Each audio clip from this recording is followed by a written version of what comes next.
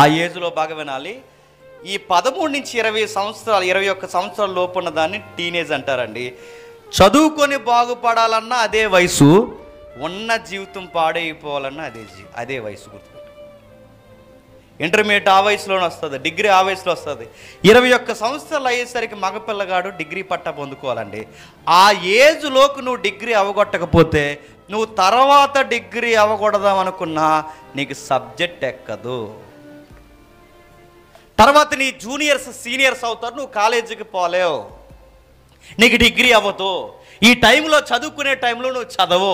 నువ్వు ఎలాంటి స్టోరీలు చెప్తావంటే హీరోయిజం అంటావు, అదంటావు, చెత్త అంటావు.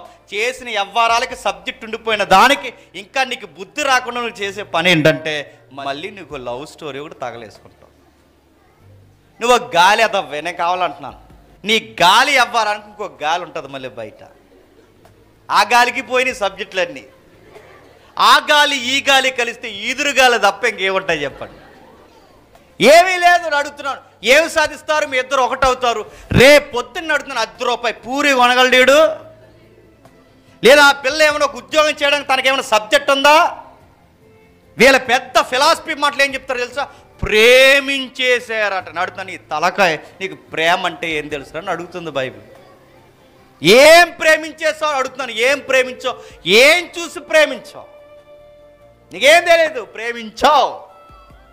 నువ్వు ఏం చూసి ప్రేమించావు నీకేం తెలియదు, ప్రేమించావు. ఆ ప్రేమ అనే పవిత్రమైన పదం ఎక్కడ ఉపయోగించాలో కూడా నీకు తెలియదు అని అడుగుతున్నాను. కాలంకర చెయ్యంకర ఉన్న వాళ్ళని ప్రేమిస్తారండి వీళ్ళు? లేదా నల్లగున్న వాళ్ళని ప్రేమిస్తారండి వీళ్ళు? ప్రేమించాడట, ప్రేమించాడు అని అడుగుతున్నాను. ప్రేమించిన తర్వాత నెక్స్ట్ ఏంటి?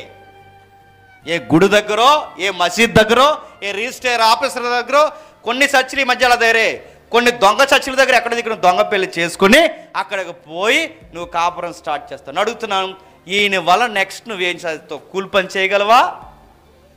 ఒక ఉద్యోగం నీకు వస్తుందా? ఏమీ చేయలేవు. అప్పుడు నీకు లైఫ్ అర్థమవుతుంది. టీనేజ్ అయిపోతుంది. ఈ టీనేజ్లో ఎలా చెడిపోయే వాళ్ళు కొంతమంది ఏ పని చేయరు, వీళ్ళు ఏమి చదువుకోరు. ఇప్పుడు పూర్తిగా చదువు రాక, ఈ వయసులో పని రాక, ఒక టాలెంటు రాక ఇంట్లో ఖాళీగా కూర్చుంటే నేను అడుగుతున్నాను, జీవితం సాగుద్దా? మా నాన్న బాగానే సంపాదించాడు, మా అమ్మ బాగానే సంపాదించిందంటే ఎంత సంపాదించారు? 20 ఎకరాలు సంపాదించారా? ఇక్కడ మిమ్మల్ని అడుగుతున్నా, 20 ఎకరాలు ఉన్నాయి మనకు ఎవరికైనా? అడుగుతున్నా. ఒకవేళ 20 ఎకరాలు ఉంటే తిని కూర్చుంటే అవుద్దా? పెద్దల సామెత చెప్పారు, తిని కూర్చుంటే కొండలైనా కరిగిపోతాయి. తండ్రులు సంపాదించిన ఆస్తులు పిల్లలు పాడు చేసిన వాళ్ళు లేరు. ఎన్నో ఆశలు పెట్టుకుంటే కూతురు అర్ధాంతరంగా గుండెల మీద తన్నేసి వెళ్ళిపోయిన కూతురు లేరు. నేను చాలా దిక్కుని మాట్లాడుతున్నాను, కావాలని అంటాను. ఒకవేళ ఈ ప్రేమ పెళ్ళుల్లో మంచోళ్ళు ఉంటే ఉండొచ్చు కాక, ఎవరైనా ఉంటే క్షమించండి. కానీ మెజారిటీ నష్టాలు ఎక్కువ ఉన్నాయి. ఎవరైనా ఉంటే ఎందుకో చెప్పనా? వినండి, ప్రేమ పెళ్ళి అని తిరుగుతారు. ఏం ప్రేమ అండి? వాళ్ళ అమ్మ చిన్నప్పటి నుంచి రొమ్ము పాలు ఇచ్చి పెంచింది, ఆ ప్రేమ మర్చిపోయింది ఈ పిల్ల. వాళ్ళ నాన్న చిన్నప్పటి నుంచి వాళ్ళ అమ్మ నాన్న ఎత్తుకుని గోరుముద్దలు తినిపించి పెంచారు ఇన్ని 25 సంవత్సరాలు. ఆ ప్రేమ మర్చిపోయి గాలోడు. వీళ్ళిద్దరూ కలిసి ఇప్పుడు ప్రేమించుకున్నారంటే కళ్ళ ముందున్న అమ్మ నాన్న ప్రేమ చూడడం రానోళ్ళు ఇప్పుడు మీ ప్రేమను చూస్తున్నారంటే ఎలా నమ్ముతున్నారండి? ఉంటుంది అనుకుంటున్నారా? మరో మాట చెప్తాను వినండి. అరేంజ్డ్ మ్యారేజ్ గొప్పదా, లవ్ మ్యారేజ్ గొప్పదా అని నన్ను అడిగితే అరేంజ్డ్ మ్యారేజ్ గొప్ప. ఎందుకంటే పిల్ల ఇలా అంటుంది. పిల్ల ఏమంటుందంటే, డాడీ మీకు ఏది ఇష్టమో నాకు అదే ఇష్టం, మమ్మీ మీకు ఏది ఇష్టమో నాకు అదే ఇష్టం.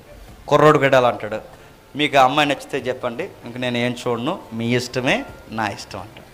తల్లిదండ్రుల మీద ఆడుకుంటున్నారు. అంత వయసు వచ్చినా, 25 ఏళ్ళు 30 ఏళ్ళు వచ్చినా తల్లిదండ్రులకి లోబడుతున్నారు. చూసారా? మీ ఇష్టమే నా ఇష్టం అంటే వీళ్ళ పెళ్ళిలో ఇప్పుడే తల్లిదండ్రులకు పెద్ద పెట్టేసి లోబడుతున్నారంటే రేపు పెళ్ళి అయిన తర్వాత కూడా లోబడతారా? లోబడతారు.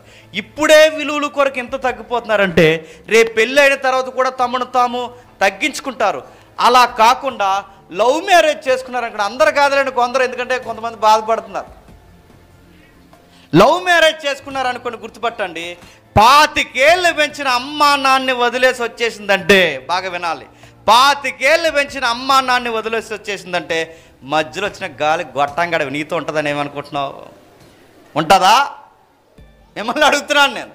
మరి వాళ్ళ నాన్న వదిలేస్తుంది, వాళ్ళ అమ్మను వదిలేస్తుంది. ఈ పిల్ల కూడా చెప్తున్నాను, వాళ్ళ నాన్న వదిలేసాడు వాడు, వాళ్ళ అమ్మను వదిలేసాడు వాడు. ప్రేమించిన అమ్మ నాన్నే వదిలేసిన ఈ గాలోడు రేపు పొద్దున్న నేను చూసుకుంటాడని ఎలా అనుకుంటున్నావు? తల్లిదండ్రులనే చూడడట, నేను చూస్తాడా?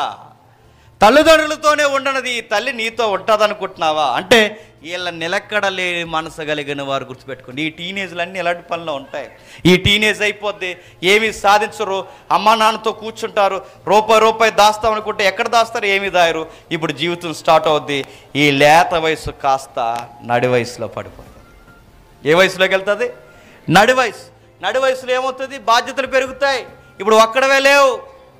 ఇప్పుడు వరకు అమ్మా నాన్న సంపాదిస్తే తిన్నావు. ఇప్పుడు నీ లైఫ్లో ఒక భార్య, పిల్లలు, ఇంత సంసారం నీ వెనకాల వచ్చింది. ఇప్పుడు పిల్లలు భార్య ఇప్పుడు వీళ్ళని పోషించాలి. ఇప్పుడు నీకంటూ ఒక సొంతంగా కుటుంబం ఏర్పడుతుంది. ఇప్పుడు ఈ కుటుంబాన్ని పోషించాలంటే తిని కూర్చుని మొబైల్ అట్టుకుని తిరిగితే అవుతుందా? అయిపోయిందా ఏజ్? మరి ఇప్పుడు ఏం చేయాలి? ఏదో ఒక పని చేయాలి. ఏం జాబ్ ఇస్తారు నీకు? గ్రూప్ 1 ఇస్తారా? గ్రూప్ 2, గ్రూప్ 3, గ్రూప్ 4 ఏ గ్రూప్లోకి రానివ్వరు మనల్ని. ఏ కాంపిటేటివ్లో కొట్టగలవా? కష్టం. ఎందుకంటే అవ్వలేదు, నాలెడ్జ్ లేదు. ఎందుకంటే కాంపిటేటివ్ ఫీల్డ్లో ఉన్న సబ్జెక్ట్ వేరు, చదువుకునే సబ్జెక్ట్ వేరు. కాంపిటేటివ్ ఫీల్డ్లో ఉన్న వాళ్ళకి అర్థమవుతుంది. నీవు ఇక్కడ ఉన్నట్టుండదు వ్యవహారం కాంపిటేటివ్ ఫీల్డ్లో. అక్కడికి వెళ్ళిన తర్వాత పూర్తిగా సబ్జెక్ట్ మారిపోద్ది. విచిత్రమైన కోణాలు మనకు కనబడతాయి. అక్కడికి వెళ్ళిన తర్వాత ఇప్పుడు నీకు చదువు అబ్బక, పని రాక, ఏదో కూలి పనికి వెళ్తావు. ఆ కూలి పని రూపాయి దాస్తావు. ఈ నడి వయసులో చెప్పకనే జీవితం నీకు పాఠాలు నేర్పిస్తుంది. ఆ పాఠాలు ఏంటో తెలుసా? ఇప్పుడు నిన్ను ఆనుకొని బిడ్డలు, భార్య ఉంది గనక వాళ్ళ కోసమైనా ఏదో ఒక పని చేయాలి. చివరికి సెక్యూరిటీ పని అయినా చేయాలి. ఏదో ఒక పని చేసి కష్టపడాలి. ఏదో ఒక పని చేసి రూపాయి దాయాలి. ఆ దాస్తావు రూపాయి దాస్తావు. దాసాను అమ్మాయి అనుకునే సమయానికి ఈ లోపల నీకు గుడ్ న్యూస్లు వచ్చాయిగా. కంగ్రాచులేషన్స్, మీరు తండ్రి అయ్యారండి. తండ్రి అయిపోయారు. ఇప్పుడు తండ్రి అయిపోయినా బుడ్డోడు ఎదిగేసి అటు ఇటు తిరిగెత్తుంటాడు. అలా తిరిగెత్తుంటే ఆడు కంట్రోల్లో పెడదామని చూస్తాడు. కుదురుండు, ఎందుకంటే నీకులాగా ఆడుని. ఆడేం కుదురున్నాడు, అటు తిరిగితే ఆడికి నువ్వు చాలా సీరియస్గా కామెంట్స్ వస్తావు. రే ఆగరా, రే అలా వెళ్ళకరా, రే ఇలా ఆగరా, రే ఇక్కడ ఉండరా, రే అంటావు. ఆడు అసలే ఉంటాడు. అప్పుడు సీరియస్గా చెప్తుంటాడు. అప్పుడప్పుడే మాటలు నేర్చుకుంటాడు, మాట్లాడుతాడు. యా అంటాడు, ఆగరా, వెళ్ళరా, అలా వెళ్ళకరా, ఎక్కడుండరా, నువ్వు నా మాట వినాలరా, ఎందుకురా పెద్దల్ని ఎదిరిస్తున్నావంటే ఆ కందిరేగ మనకు పుట్టింది కనుక ఆడు అంటాడు, ఎందుకు నీ మాట వినాలి అంటాడు.